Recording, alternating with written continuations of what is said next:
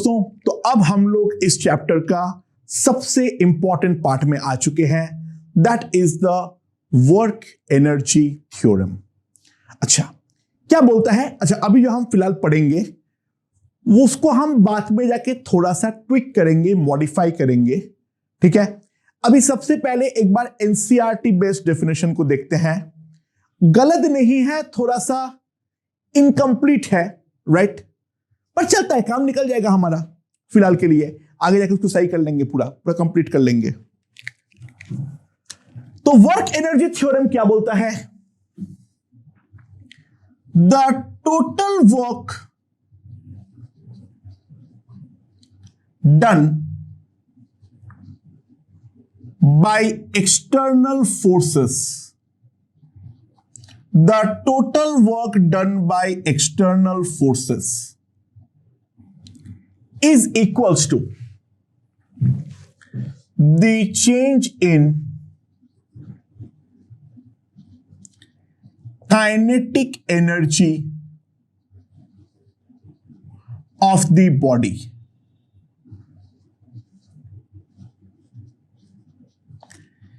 जो हमारा सिस्टम में total amount of external work होगा वो सिस्टम का काइनेटिक एनर्जी में बदलाव के इक्वल होगा।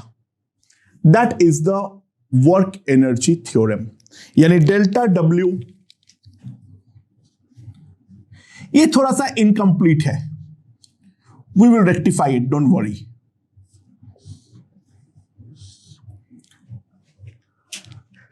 सिंपल सा पॉइंट है, सिंपल सा केस है, ध्यान दो। क्या है मेरे पास? What is the proof of it? देखो, थ्योरम का हमेशा प्रूफ देना पड़ता है, लॉस का कोई प्रूफ नहीं होता है। लॉ इज लॉ, मानना पड़ेगा, ठीक है। थ्योरम का हमेशा प्रूफ होता है।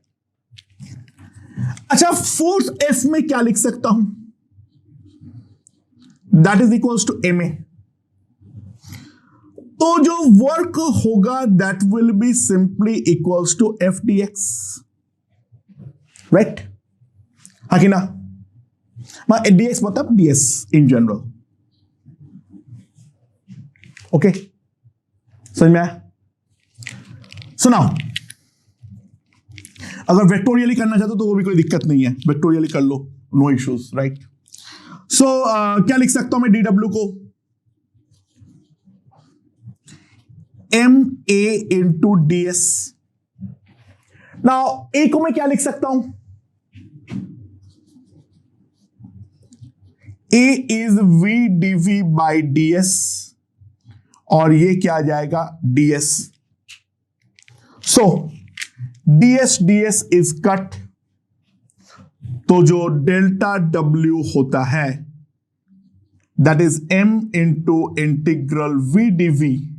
मान लो इनिशियल वेलोसिटी है v1 and the final velocity is v2, so the work done delta w will simply come out to be equals to half m v2 square minus half m v1 square। हाँ कि ना? mv square, half mv square क्या होता है? Kinetic energy है, वो हम जानते हैं। एक्चुअली वो पूरा सही नहीं है, आइंस्टाइन उसको भी बर्बाद कर चुका है। खैर, अभी काम नहीं आएगा, बाद में, ठीक है। अभी तो हम क्लासिकल मैकेनिक्स पढ़ रहे हैं। So this is the final kinetic energy and this is the initial kinetic energy. तो final minus initial is nothing but delta K E. So जो हमारा डेल्टा डब्ल्यू होगा that will be simply equals to delta K E, right? समझ में आया? सो एक simple example के through समझाता हूं। जो मान लो सरफेस से एक पार्टिकल को मैंने अपवर्ड डायरेक्शन में V नॉट से प्रोजेक्ट किया,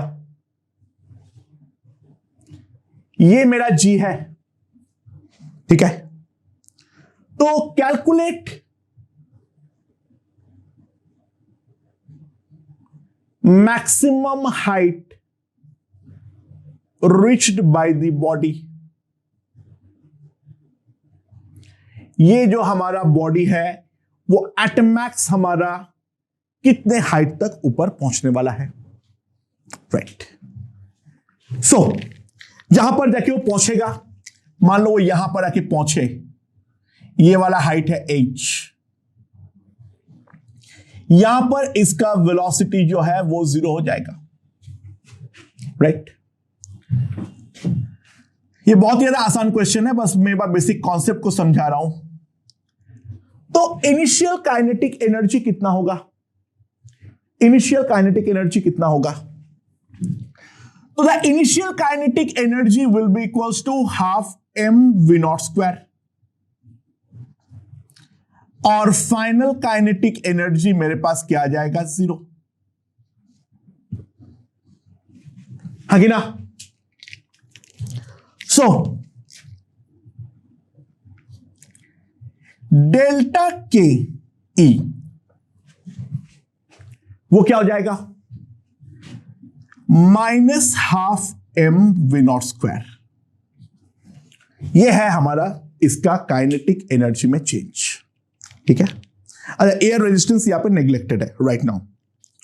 अच्छा चलो, अब मान लो मैं बॉल के ऊपर के बारे में सोचूं तो इसके ऊपर केवल एक ही फोर्स काम कर रहा है, वो है mg।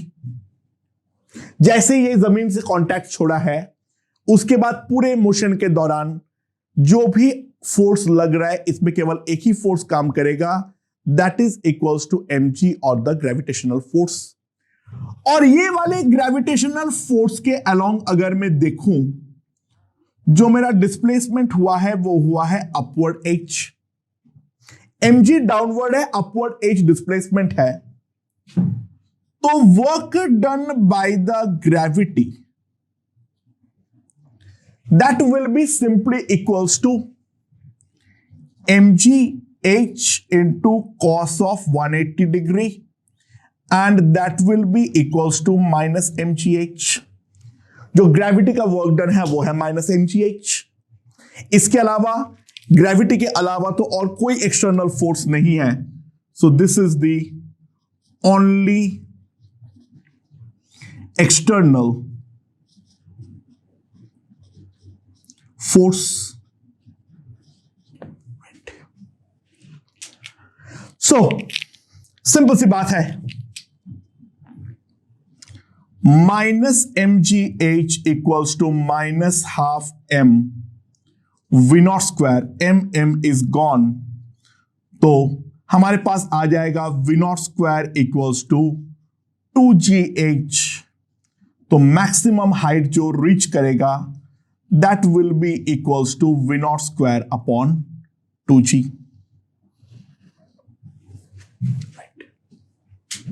समझ में आया? कोई दिक्कत? ओके। अच्छा, तो ये था हमारा basic work energy principal. I hope this part is perfectly understood. Okay, ऐसे ही इसका अगर छोटा सा वेरिएशन ला दिया जाए, क्या वेरिएशन है? ध्यान दो, मैंने बॉडी को जो प्रोजेक्ट किया हूं वो 10 मीटर पर सेकेंड से प्रोजेक्ट किया हूं, ठीक है। Projected upward from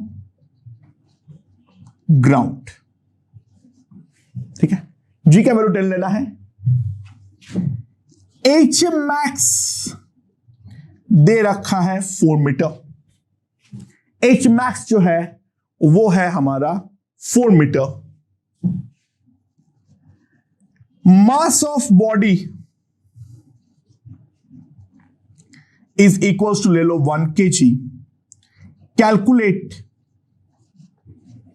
delta W of the wind resistance. Obviously बात है, हवा जो है वो तो रेजिस्ट करना चाहेगा, तो विंड रेजिस्टेंस जो है वो कितना वर्क यहां पर परफॉर्म किया है वो हमें यहां पर निकालना है। Okay, let's see simple work energy theorem. देखो ध्यान दो, जो हमारा इनिशियल काइनेटिक एनर्जी है, वो इनिशियल काइनेटिक एनर्जी कितना है, ध्यान दो, that is equals to half M V naught square. तो यहां पर अगर मैं देखूं, एम तो 1 है, वी नॉट है मेरा 10, तो इनिशियल काइनेटिक एनर्जी जो है वो है जूल, 50 जूल। अच्छा, एनर्जी का यूनिट जूल है, वो सबको मालूम है, ठीक है ना, बाय द वे, या राइट। वर्क एनर्जी दोनों का जो यूनिट है वो जूल ही है, एसआई। काइनेटिक एनर्जी फाइनल क्या है, वो है मेरे पास 0 जूल। तो डेल्टा के ई वो जो है that is equals to -50 joule. जो डेल्टा के ई है, काइनेटिक एनर्जी का जो लॉस है, वो है मेरा -50 जूल, राइट। अच्छा, हवा में ओनली फोर्स कितना है, mg है, that is equals to 10 newton. Only जो फोर्स लग रहा है वो कितना है, 10 न्यूटन। और यहां पर वो जो डिस्प्लेस हुआ है वो अपवर्ड डायरेक्शन में जो हुआ है वो हुआ है 4 मीटर, क्योंकि एच मैक्स जो है वो तो 4 मीटर दे रखा है। So delta W gravity, delta W gravity कितना होगा, 10 into 4 into cos of 180 degree, that is equals to -40 joule. तो ग्रेविटी ने इतना काम किया है, ठीक है, बट टोटल काइनेटिक एनर्जी का चेंज जो हुआ है वो -50 जूल है। तो वो जो चेंज बाकी बचा हुआ है वो डेफिनेटली हमारा विंड रेजिस्टेंस के कारण ही हुआ है, क्योंकि हवा में आते ही यहां पर 2 एक्सटर्नल फोर्स है, एक तो ग्रेविटी है और दूसरा हमारा विंड रेजिस्टेंस है। तो एक का वर्क डन अगर हम निकाल चुके हैं तो इन जनरल में क्या लिख सकता हूं, delta W gravity plus delta W wind resistance, that must be equals to -50 joule, that is delta ke according to the work energy principle. So now -40 plus delta w wind resistance is a -50, तो जो wind resistance का work done होगा that will be equals to -10 joule. So that is the work done by the wind resistance. अच्छा, कोई अगर ऐसा CGS unit में पूछे, ध्यान देना, सीजीएस यूनिट क्या होता है, मैं लिख ही दे रहा हूं यहां पर, आर्ग। 1 जूल इक्वल्स टू 10⁻7 आर्ग, ठीक है, 1 जूल इक्वल्स टू 10⁻7 आर्ग। एंड तो इसको मैं ये भी लिख सकता हूं, डेल्टा डब्ल्यू विंड रेजिस्टेंस -10⁸ आर्ग। खैर, लिख दिया यूनिट। ओके दोस्तों, और एक क्वेश्चन देखते हैं क्या है। ये मास m है, यहां पर एक स्प्रिंग है और स्प्रिंग कांस्टेंट k, ठीक है। अब ये वाला ब्लॉक को मैंने ये बिल्कुल स्मूथ है, ठीक है, ये मेरा बिल्कुल स्मूथ है। अब ये वाला बॉडी को मैंने इस तरफ वेलोसिटी दे दिया v नॉट, ठीक है, ये वाला बॉडी को मैंने वेलोसिटी दे दिया v not. Initially spring was at natural length, शुरुआती दौर पे स्प्रिंग जो है वो मेरा नेचुरल लेंथ पे था। तो सवाल बहुत सिंपल है, कैलकुलेट मैक्सिमम इलोंगेशन इन दी स्प्रिंग। स्प्रिंग में सबसे ज्यादा कितना इलॉन्गेशन हो सकता है वो हमें यहां पर निकालनी है। तो दोस्तों हम किस तरीके से निकालेंगे उसके बारे में एक बार सोचते हैं, दिमाग लगाते हैं। अच्छा, सिंपल सी बात है, पहले एनर्जी एनालिसिस कर लेता हूं। काइनेटिक एनर्जी का जो इनिशियल वैल्यू है वो है half M V naught square, और काइनेटिक एनर्जी का जो फाइनल वैल्यू है that is equals to 0। So delta K E is equals to half M V naught square. Delta K E is equals to half M V naught square. अच्छा, ये block जब motion पे है, देखो normal force mg जो भी है वो तो हमारा डिस्प्लेसमेंट के परपेंडिकुलर डायरेक्शन पे है, तो नॉर्मल और ग्रेविटी यहां पे नो वर्क फोर्स है। यानी एक बात तो सिंपल है, delta w normal and delta w mg will be 0. The simple reason being displacement और इन फोर्सेस का जो डायरेक्शन है वो आपस में म्यूचुअली परपेंडिकुलर है, राइट। सो वो तो भूल जाते हैं। तो जो ओनली एक्सटर्नल फोर्स लग रहा है वो कौन है? That is nothing but spring. तो मान लेते हैं एट जनरल इंस्टेंट,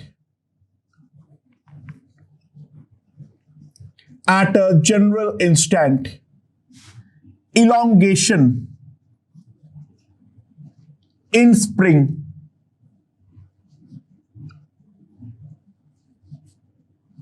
मान लो है x। जो हमारा स्प्रिंग का इलॉन्गेशन है वो कितना है? x। तो ऑब्वियस सी बात है उस इंस्टेंट पे स्प्रिंग जो फोर्स लगाएगा इसके ऊपर लगेगा लेफ्ट हैंड साइड के x। ध्यान देना, x मेरा इस तरफ से मेजर्ड है, यहां पर x मेरा 0 है। This is the positive direction of x जिसके अलोंग ब्लॉक हमारा मूव कर रहा है। ओके, तो नाउ ब्लॉक अब यहां पर एक छोटा सा डिस्प्लेसमेंट लेता है bye amount of dx।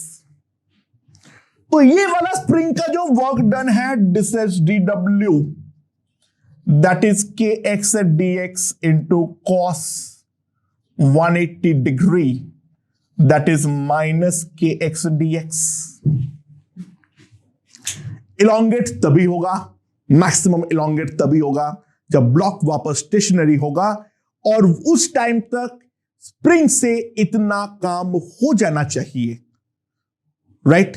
Spring से इतना काम हो जाना चाहिए जो कि तुम्हारा क्या हो रहा है, उसका जो काइनेटिक एनर्जी है जितना चेंज हो रहा है वो चेंज को वो दे पाए।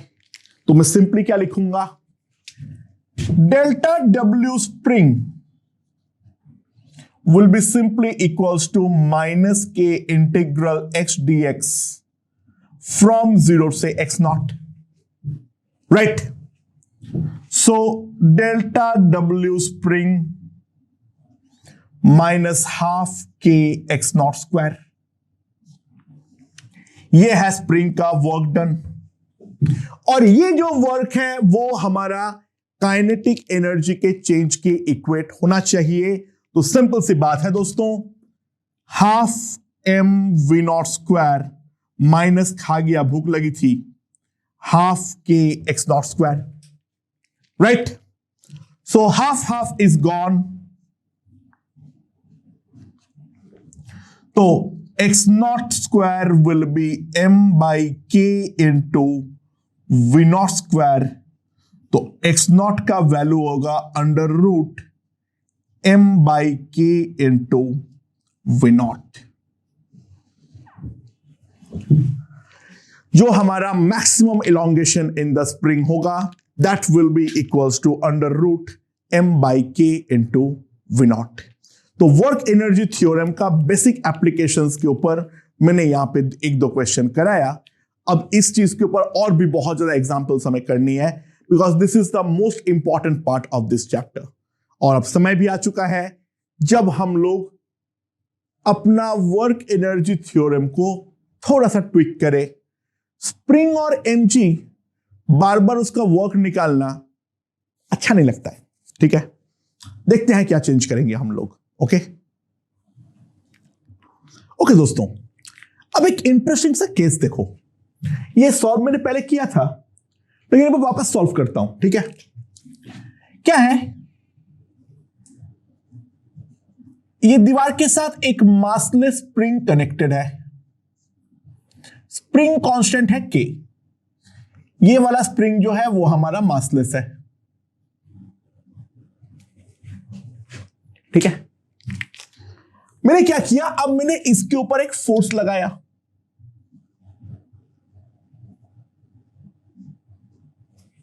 ठीक है। समझ में? Initially spring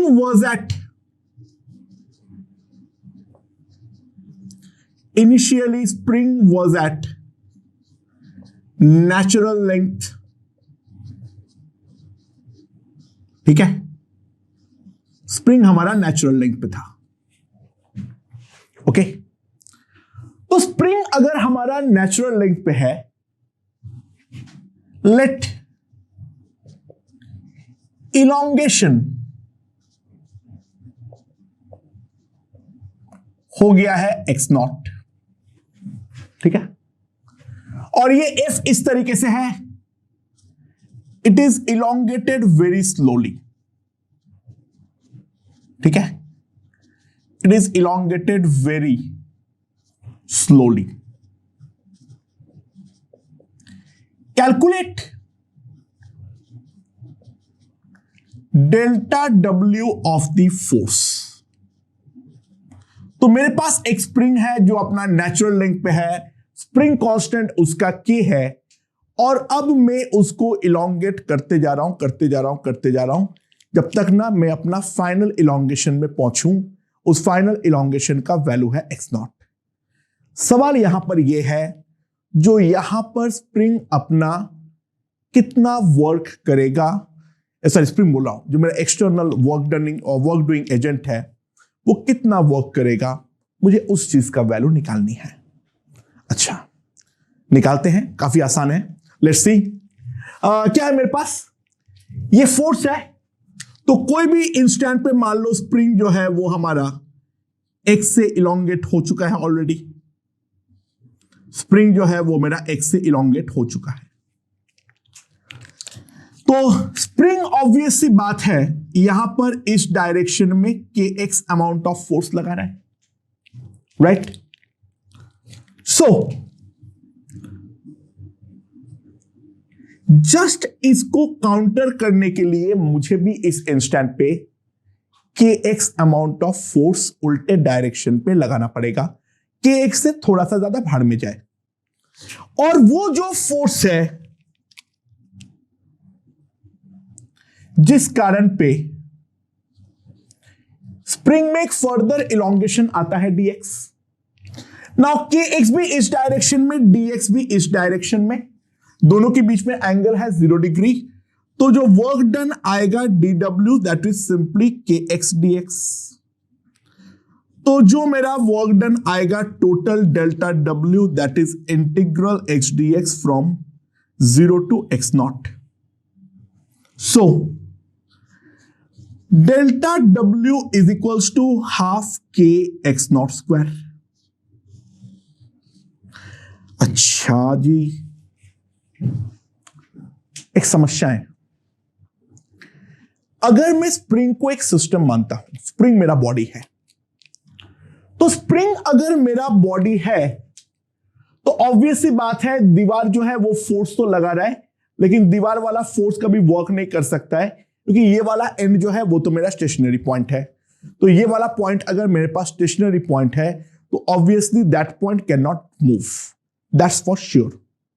clear? ठीक है। तो ये वाला पॉइंट अगर मेरा मूव नहीं कर सकता है तो यहां पर कोई वर्क हुआ नहीं है। ये वाला मेरे पास वर्क आया है हाफ k x0 स्क्वायर।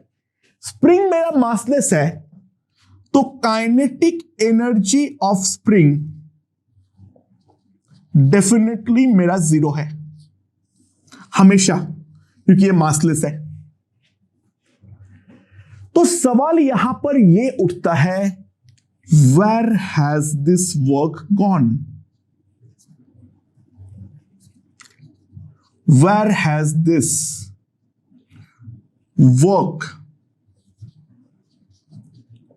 ये वाला वर्क गया ही कहां? तो पहली नजर पे तो ये लगता है जो this is a contradiction of work energy theorem. Work energy theorem यहां पर कंट्राडिक्ट होता हुआ नजर आया, क्योंकि यहां पर जो है स्प्रिंग का कहीं पर भी कोई काइनेटिक एनर्जी नहीं है। स्प्रिंग के ऊपर फोर्स ने एक्सटर्नल वर्क डेफिनेटली क्रिएट किया। तो यहां पर जो मेरा वर्क है वो किस फॉर्म पे जा रहा है वो राइट नाउ मुझे नहीं दिख रहा है। तो हम जो वर्क एनर्जी थ्योरम पढ़े हैं वो work energy theorem definitely incomplete है। अच्छा, थोड़ा बहुत मैं बातचीत करता हूं, सुनो। जो बैटरीज होते हैं वो बैटरी भी वर्क करते हैं, राइट? तो वहां पर तो कोई काइनेटिक एनर्जी की कहानी नहीं है, तो बैटरी का वर्क जा कहां रहा है? तो अगर हम लोग वर्क को केवल काइनेटिक एनर्जी के चेंज के लिए जिम्मेदार मानूं तो बहुत सारा ऐसा ऑब्जर्वेशंस है जो किसी भी हालात पर मैं एक्सप्लेन कर नहीं पाऊंगा। पहले इस बात को समझो, ट्राई टू अंडरस्टैंड मैं क्या बोलना चाह रहा हूं। जो बहुत सारी ऐसे ऑब्जर्वेशंस है, वर्क को अगर मैं केवल काइनेटिक एनर्जी के चेंज के लिए जिम्मेदार मानता हूं तो ऑब्वियस सी बात है a lot of observations can never be explained on the basis of that। तो ऑब्वियस सी बात है यहां पर वर्क तो हुआ है, काइनेटिक एनर्जी का चेंज नहीं हुआ है, बट साथ ही साथ अब मुझे एक चीज दिखा, वो क्या है? The configuration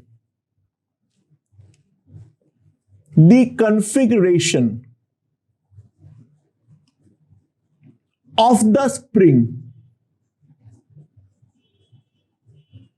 has changed। Okay, तो सिंपल सी बात है, ये जो वर्क है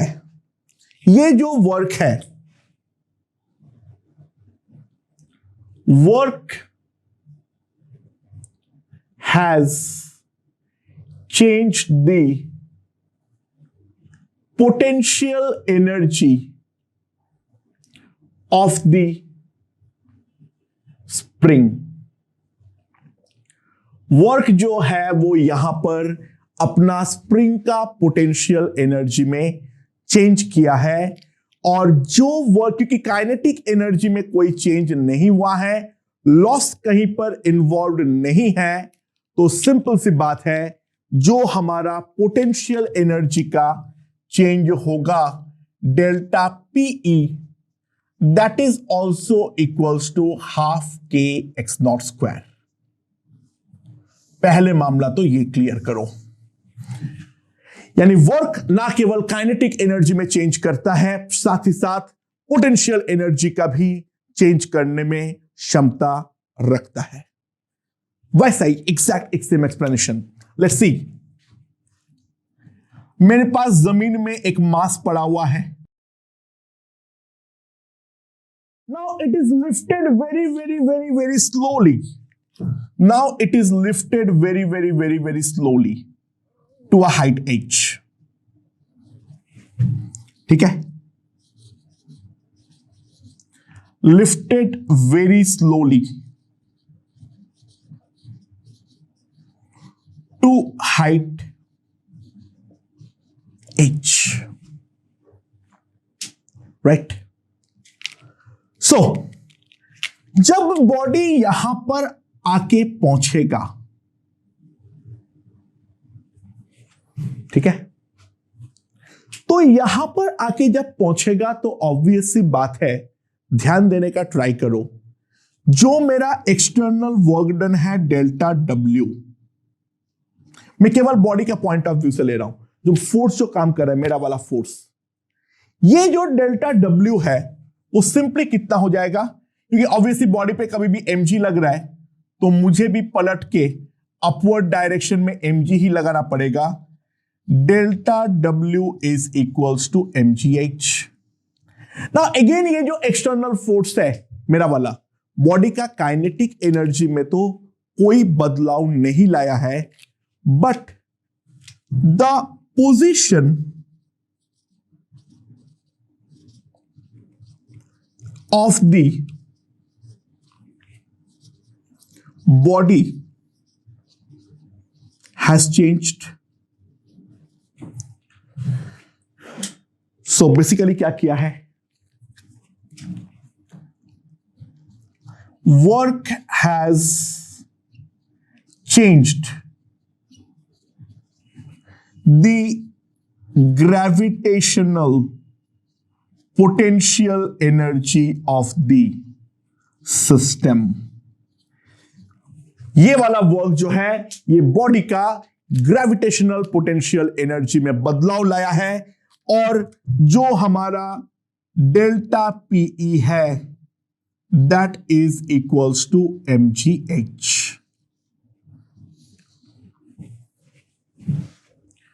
सो अब मैं जनरलाइज वर्क एनर्जी थ्योरम दे रहा हूं, उस सुनो।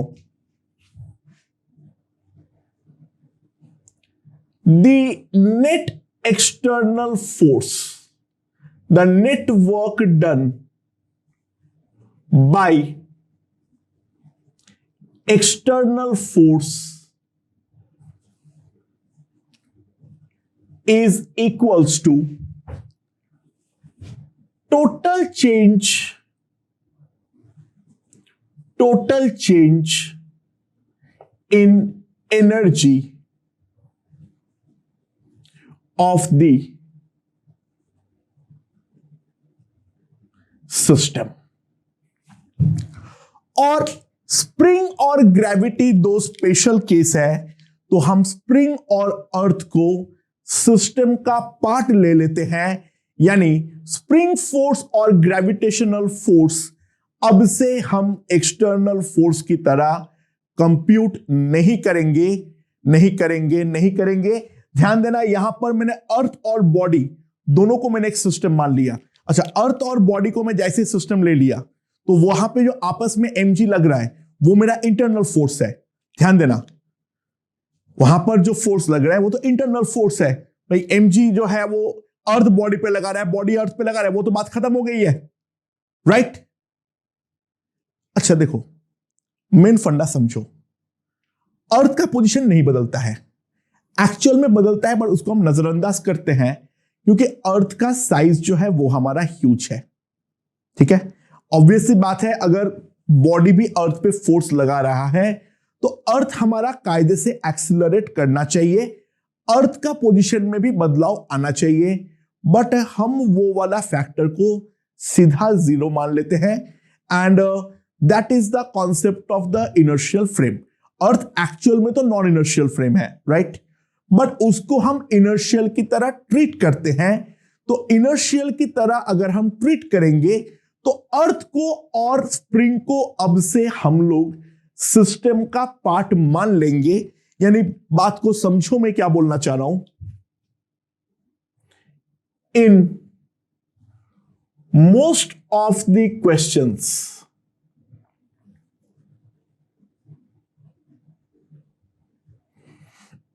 mg and spring force will now be considered as external।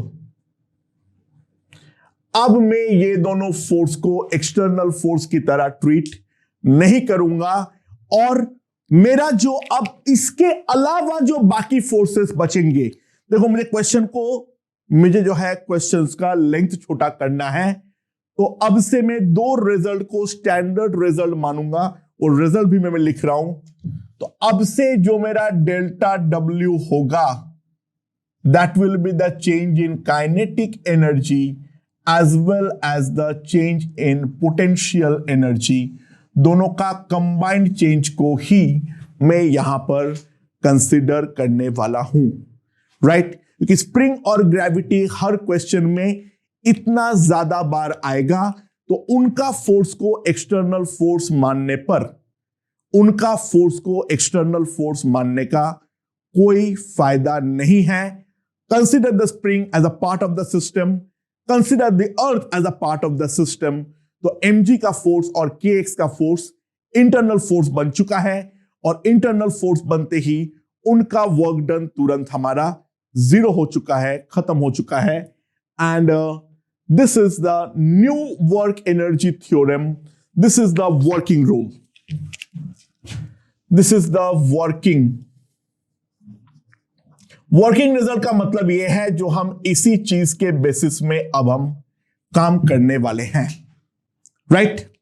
So simple सी बात है, if delta W is equals to 0, तो delta KE plus delta PE भी 0 होना चाहिए, यानी पोटेंशियल और काइनेटिक का जो टोटल चेंज होगा वो 0 होगा। काइनेटिक पोटेंशियल में कन्वर्ट होगा और पोटेंशियल काइनेटिक में कन्वर्ट होगा, वो दोनों एनर्जी आपस में इंटर कन्वर्ट होता रहेगा जब तक ना हमारा कोई एक्सटर्नल वर्क डन हो। एंड यहीं से हम कंजर्वेशन ऑफ एनर्जी को अब प्रॉब्लम सॉल्विंग पे लाएंगे। प्रॉब्लम सॉल्विंग में इन दोनों फोर्स को एक्सटर्नल फोर्स मानता हुआ बहुत ही ज्यादा टीडियस सॉल्विंग बनती है, कोई मतलब नहीं है, ये दोनों फोर्स अब मेरा सिस्टम का ही पार्ट है, राइट? आगे बढ़ेंगे। अच्छा, क्या है? फॉर स्प्रिंग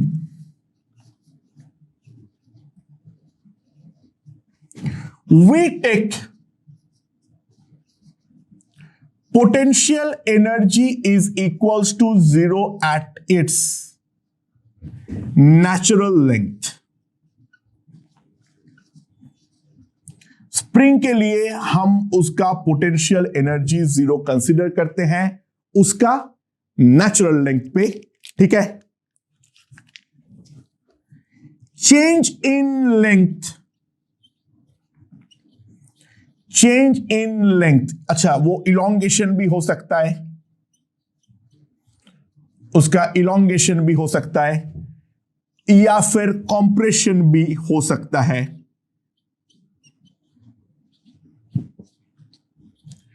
वो अगर हमारा x0 है, देन पोटेंशियल एनर्जी हम लोग लेंगे हाफ के x0 square. Absolute potential energy हम लोग कभी भी निकाल नहीं पाएंगे, ठीक है? हम केवल चेंज ही निकाल सकते हैं, लेकिन एक रेफरेंस अगर हम सेट करेंगे तो रेफरेंस सेट करने के बाद हम एब्सोल्यूट वैल्यू निकाल पाएंगे। तो स्प्रिंग अपना नेचुरल लेंथ पे हम बोलेंगे कोई पोटेंशियल एनर्जी नहीं है। अ प्रेटी रीजनेबल assumption, ठीक है? ऑब्वियसली बात है, नेचुरल लेंथ में उसके अंदर काम करने का कोई क्षमता नहीं होते हैं, एंड उसका लेंथ पे अगर मैं x0 का डिफॉर्मेशन लाऊं, चाहे वो इलोंगेशन हो या चाहे वो कंप्रेशन हो, तो उसके अंदर जो एनर्जी स्टोर होती है, that energy is equals to half k x0 square. I hope this is understood, right? And similarly, अपने हिसाब से take any reference line to be at zero gravitational potential energy. Gravitational potential energy का एक बार 0 मानना मेरे हाथ में है, ठीक है? तो क्योंकि जी का डायरेक्शन ये है, तो यहां से अगर मैं h हाइट ऊपर हूं, अगर मैं ये वाला मेरा रेफरेंस लाइन है, एक बार जीरो सेट करना हर प्रॉब्लम में तुम्हारे हाथ में है। स्प्रिंग के लिए रेफरेंस फिक्स किया गया है, जो नेचुरल लेंथ को ही तुम्हें जीरो मानना पड़ेगा, ठीक है। ग्रेविटेशन के लिए ऐसे कुछ नहीं है, तुम अपने मर्जी से कोई भी एक बार लेवल को सेट कर लो, बट एक ही बार सेट कर पाओगे, दोबारा नहीं कर पाओगे, ठीक है। तो एक बार तुम यहां पर सेट कर लो एच हाइट पर, तो एच हाइट पे एक बार सेट कर लेने पे क्या है, अगर मैं ऊपर गया तो पोटेंशियल एनर्जी मेरे पास होगा mgh, और अगर मैं नीचे आया तो पोटेंशियल एनर्जी मेरा होगा -mgh। यानी in the direction of gravity जाऊंगा, पोटेंशियल एनर्जी का लॉस होगा, in the direction opposite to the gravity जाऊंगा तो पोटेंशियल एनर्जी गेन होगा। ऑब्वियसली बात है, अगर मैं डायरेक्ट ग्रेविटी के ऑपोजिट जाने में सिस्टम में काम किया, तभी तो सिस्टम के अंदर वर्क करने का एबिलिटी स्टोर होगी, तभी तो वहां पर कोई ना कोई एनर्जी स्टोर होने वाली है, राइट।